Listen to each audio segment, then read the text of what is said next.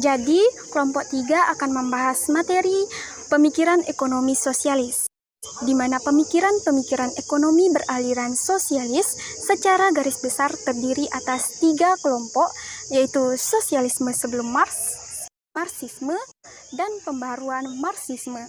Sosialisme sebelum Marx. Nah, pembahasan yang pertama yaitu sosialisme sebelum Marx. Sebelumnya, perlu kita ketahui apa sih sosialisme itu? Jadi, dalam sistem ekonomi, sosialisme merupakan kepemilikan sumber-sumber produksi secara kolektif. Pemikiran sosialisme sebelum Marx ini dibagi atas 2 sosialisme, yaitu sosialisme utopia dan sosialisme komunitas bersama. Sosialisme utopia adalah sebuah istilah untuk mendefinisikan awal mula pemikiran sosialisme modern. Sosialisme sudah ada sejak zaman Yunani kuno, di mana Plato berpendapat bahwa negara hanya akan baik kalau dipimpin dan diperintah oleh orang-orang baik, serta negarawan ulung yang disaring dari seluruh anggota masyarakat. Karena gagasannya ini, Plato dianggap sebagai pendiri ajaran sosialisme. Menurut Plato, sistem pemerintah yang baik adalah berbentuk totalitarisme. Tokoh sosialisme utopis yang paling terkenal adalah Sir Thomas More. Istilah sosialisme utopis diberikan karena More pernah menulis tentang sebuah negara impian dalam sebuah tulisan yang sangat terkenal yang berjudul Utopia. Dalam buku tersebut, More menjelaskan bahwa semua milik merupakan milik bersama. Pemerintahan dijalankan secara demokratis dan dipimpin untuk seumur hidup adalah merupakan hasil pemilihan rakyat. Jika kita telusuri dari latar belakang penulisan buku, yang dimaksud More sesungguhnya adalah menyindir kehidupan sosial ekonomi masyarakat di Inggris pada abad ke-16. Pada masa itu, perbandingan antara yang kaya dan yang miskin sangat mencolok. Kaum buruh bekerja sangat keras dalam waktu yang terlalu lama. Selanjutnya, sosialisme komunitas bersama. Pada awalnya, sosialisme hanya merupakan suatu utopis di mana berada dalam angan-angan manusia. Akan tetapi, di lain pihak, ada tokoh sosialis yang merealisasi cita-cita mereka dalam kenyataan. Di antaranya adalah Robert Owen pada tahun 1771 sampai 1858, Charles Fourier 1772 sampai 1837 dan Louis Ballance dari tahun 1811 sampai 1882. Robert Owen adalah seorang pengusaha yang kaya. Saat kanak-kanak ia sangat menderita. Ia bekerja sebagai buruh di sebuah pabrik tekstil. Akan tetapi berkat keuletannya, Owen kemudian berhasil menjadi seorang pengusaha tekstil yang kaya raya dan mempunyai sebuah pabrik tekstil di New Lemart, Skotlandia. Charles Fourier adalah pengikut ajaran Saint-Simon yang dalam banyak hal juga banyak kesamaannya dengan Owen. Fourier mendirikan Pangles atau Palangs. Palang dikelilingi oleh daerah pertanian sendiri, tempat kebutuhan akan makanan dihasilkan dalam sebuah palang. Setiap orang harus bekerja menurut kesukaannya, kecakapan, dan bakat masing-masing. Untuk merealisasi cita-cita Fourier yang menganggap bahwa kebudayaan Eropa sudah bangkrut, pindah daerah impian Amerika Serikat. Pada tahun 1842 ada 34 Palangs yang didirikan sesuai dengan ide Fourier. Di antaranya yang paling terkenal ialah Brook Farm di West Roxbury, Massachusetts. Anggotanya termasuk Charles Dana dan Nathaniel Hawthorne. Tokoh terakhir yang merealisasikan cita-cita dengan membentuk sebuah komunitas bersama adalah Louis Ballance. Seperti halnya Robert Owen, Louis juga seorang penggagas koperasi, namun Ballance hanya khusus untuk koperasi produksi yang bertujuan untuk meningkatkan kesejahteraan para anggota. Marxisme. Dan selanjutnya itu Marxisme, yang dimana Marxisme tidak bisa dilepaskan dari tokoh utamanya, yaitu Karl Marx. Marxisme merupakan dasar teori komunisme modern. Teori ini tergantung atau tertuang dalam buku Manifesto Komunis atau The Communist Manifesto yang ditulis oleh Marx dan Friedrich Engels, menurut Marx, sejarah segala masyarakat yang ada hingga sekarang pada hakikatnya adalah sejarah yang bertentangan kelas. Di zaman kuno ada kaum bangsawan yang bebas dari budak yang terikat. Marxisme merupakan bentuk protes Marx yang terhadap paham kapitalisme. Ia menganggap bahwa kaum kapital mengumpulkan uang dengan mengorbankan proletar. Kelebihan dari produktivitas kerja buruh atas upah alami disebut nilai atau surplus value yang dinikmati oleh para pemilik modal. Semakin kecil upah yang dibayarkan pada kaum buruh, semakin besar nilai surplus yang dinikmati pemilik modal.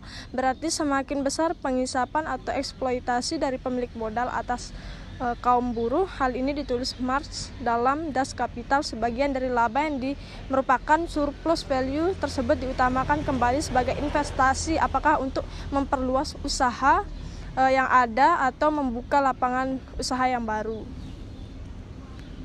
Pembaruan Marxisme.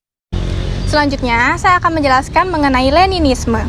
Leninisme atau paham Lenin dikemukakan oleh Bapak Revolusi Rusia, yaitu Vladimir Ilyich Lenin. Dua karya tulis Lenin yang sangat penting adalah Development of Capitalism in Russia pada tahun 1956.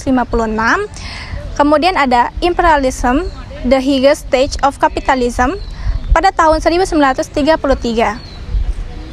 Lenin banyak mempelajari karya-karya Marx dan kemudian memodifikasikan untuk membangun masyarakat sosialis di Rusia.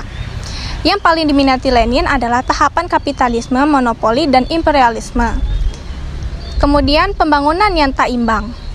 Teori ini adalah batu loncatan analis Lenin tentang lokus atau tempat kejadian revolusi proletariat. Menurut Lenin, pertumbuhan tidak sama di tiap negara termasuk negara-negara kapitalis. Negara-negara kapitalis baru seperti Amerika Serikat akan mengalami pertumbuhan yang sangat tinggi. Sementara itu, negara-negara kapitalis lain seperti Perancis akan mengalami pertumbuhan yang semakin melemah. Namun, negara-negara baru itu sulit memperoleh sumber daya dari negara jajahan yang sudah lama dikuasai oleh kapitalis monopoli negara mapan. Untuk memperoleh sumber daya dan pasar baru, negara-negara pendatang baru harus merebut dominasi negara jajahan dari negara-negara mapan yang semakin lemah kekuasaannya. Menurut Lenin, hukum tentang pembangunan tak imbang menjamin kompetisi dan konflik global di antara negara-negara imperialis sewaktu mereka berebut kontrol atau sumber-sumber dan pasar negara-negara jajahan. Konflik militer dan peperangan akan melemah negara-negara imperialis. Negara-negara melemahnya kekuatan negara-negara imperialis, maka masyarakat di negara-negara jajahan bangkit melawan negara-negara agresor. Menurut Lenin, revolusi proletariat pertama kali muncul di negara terlemah di antara negara kapitalis, yaitu di Rusia.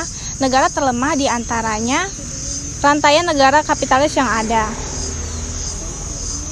Berdasarkan argumentasi ini, Lenin kemudian melancarkan revolusi Bolshevik pada tahun 1917 di Rusia dan berhasil mendirikan negara sosialis atau komunis pertama di Indonesia. Di bawah Lenin, Rusia berubah menjadi Uni Soviet dan berhasil melakukan pembangunan melalui perencanaan tersebut. Kemudian revisionisme. Revisionisme berkembang pada awal tahun 20-an di Eropa. Revisionisme berpendapat bahwa kejatuhan kapitalisme tidak melulu melalui jalur kekerasan seperti yang dilakukan oleh Marx dan Engels. Gerakan revisionisme sudah berkembang di Jerman setelah Engels meninggal pada tahun 1895. Tujuan gerakan ini adalah merevisi pemikiran-pemikiran dari Marx dan Engels yang beramal bahwa kapitalisme akan dijatuhkan melalui revolusi kekerasan. Beberapa tokoh revisionisme yang terkenal adalah Edward Bernstein, Tugan Barnowski, dan Kautsky. Yang pertama, Edward Bernstein adalah seorang anggota gerakan sosialis demokratik Jerman yang juga teman dekat Engels. Menurutnya, revolusi melalui jalur kekerasan tidak diperlukan Langkah yang lebih baik dilakukan adalah dengan melibatkan diri dengan serikat-serikat buruh sehingga kondisi kaum buruh akan membaik. Di mana dalam jangka panjang gerakan tersebut dapat membuat masyarakat yang terdidik akan memilih sosialisme secara sukarela tanpa melalui jalur kekerasan. Kemudian tokoh selanjutnya yaitu Mikhail Tugan-Bartnovsky. Tugan-Bartnovsky berpendapat bahwa sekelompok masyarakat tidak akan mendapatkan sosialisme sebagai sebuah hadiah. Masyarakat tersebut harus bekerja pelan melalui tahapan-tahapan terencana bagi pengadopsian sosialisme tanpa melalui jalur kekerasan. Kemudian yang terakhir, Karl Kautsky. Pada awalnya ia merupakan penganut Marxisme ortodoks. Namun pada tahun 1902 ia memformulasikan pandangannya bahwa suatu depresi yang kronis akan mendorong kaum buruh memilih alternatif sosialisme dan bahwa reformasi sosial tidak akan menghentikan antagonisme kelas-kelas masyarakat. Namun pada pertengahan tahun 80-an, Kautsky ikut tergabung dengan kaum revisionisme dan ikut merevisi pemikiran-pemikiran Marx. The New Left atau aliran kiri baru. Aliran kiri baru mulai bangkit dan diterima di Amerika Serikat serta negara-negara Eropa Barat pada pertengahan tahun 60-an. Gerakan ini dipengaruhi oleh berbagai aliran sosialis yang sangat berbeda, mulai dari pendiri aliran Marxisme ortodoks sampai kaum radikal yang sering mengkritik kapitalisme, bahkan penulis-penulis non-Marxis. Secara sederhana, aliran kiri baru dapat diartikan sebagai kombinasi dari Marxisme, Leninisme ortodoks dengan pemikiran radikal baru. Perhatian terhadap Marxisme muncul lagi setelah diterbitkannya buku Monopoli Kapital oleh Paul Baran dan Paul Swayze tahun 1966. Buku ini sangat memfokuskan perhatian pada aspek monopolistik perusahaan-perusahaan raksasa dalam perekonomian modern. Perusahaan-perusahaan raksasa ini mampu mempertahankan penjualan dengan harga tinggi serta meraih surplus sebesar-besarnya. Surplus diperoleh dari dua sumber. A. Dalam negeri. Dari dalam negeri, surplus didapat dengan mengeksploitasi buruh redahan, terutama buruh kulit hitam dan kelompok-kelompok minoritas lainnya. B. Luar negeri. Dari luar negeri, surplus didapat dengan memberikan gaji yang rendah kepada buruh negara-negara berkembang. Analisis ekonomi Bram dan Swayze ini paralel dengan tulisan-tulisan pakar non-Marxis J.K. Galbraith yang sering mengecam kebobrokan perusahaan-perusahaan konglomerat di Amerika. C. Wings Mills adalah ahli sosiologi dari Columbia University tahun 1956. Ia menulis sebuah buku The Power Elite yang mengungkapkan bahwa negara kapitalis Amerika Serikat semakin dikuasai oleh kelompok elit yang terdiri atas perusahaan-perusahaan besar dan pemilik modal yang berkolaborasi dengan pemerintah dan pimpinan-pimpinan serikat buruh. Mereka mampu menguasai organisasi birokrasi besar yang mendominasi kehidupan masyarakat Amerika Serikat. Akibatnya negara Amerika semakin dikuasai oleh oligarki daripada demokrasi seperti yang digunakannya selama ini.